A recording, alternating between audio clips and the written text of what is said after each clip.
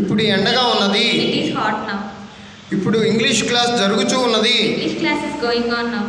అతను ఎందుకు వచ్చాడు? Why did he come? అతను ఇంగ్లీష్ నేర్చుకున్నట్టుకు వచ్చాడు. He came here to learn English. అతను రోజు ఇక్కడికి వస్తాడా? Does he come here daily? రేపు సీఎం ఇక్కడికి వచ్చిన తర్వాత ఈ కాలేజీని ఓపెన్ చేస్తారు. CM will open this college after reaching here.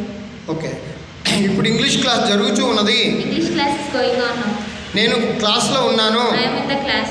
నేను గంట క్రితం హాస్టల్లో ఉన్నాను. I was in hostel an hour ago.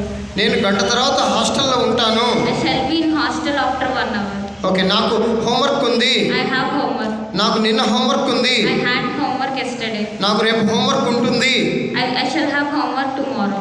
A train కొద్దిసేపట్లో 2 నెంబర్ ప్లాట్ఫామ్ మీదకి వస్తుంది. Which train will come on platform number 2 after shortly? Shortly. ఒక 5 నిమిషాల తర్వాత నేను టీ త్రాగుతాను.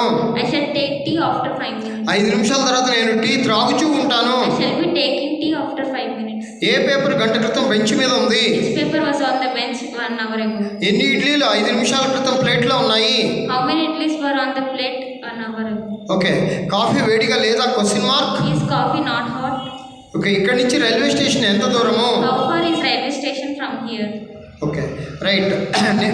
అతను రేపు ఇక్కడికి వస్తాడా? Question mark. Will he come here tomorrow? Okay, మా నాన్నగారు కూరలు తీసుకొచ్చారు.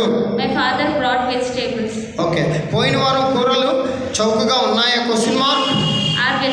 Were vegetables cheap cheap? Last week. A paper గంట క్రితం బెంచ్ మీద ఉన్నది?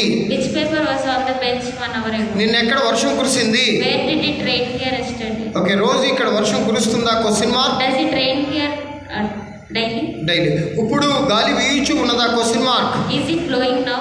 ఓకే, గంట క్రితము పిల్లలు టీవీలో సినిమా చూస్తూ ఉన్నారు. Children were watching TV an hour ago. Okay, నిన్న స్టూడెంట్స్ స్టోరీ అప్పచెప్పగలిగారు. Students could recite story yesterday. అతను ఏదైనా చేయగలడు.